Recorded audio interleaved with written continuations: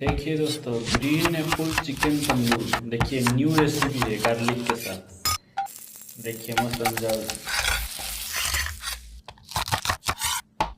देखिए कैसे बनता है। देखिए इसको ग्राइंड कर लेंगे, अदरक लहसुन का पेस्ट और गरम मसाला, नींबू सब निचल लेंगे। और ये चिकन के लिए, ये जो मैरिनेट बना रहा है ये चिकन के लिए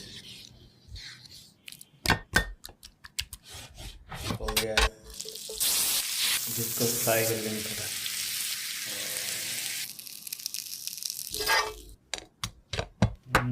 पूरा मस्त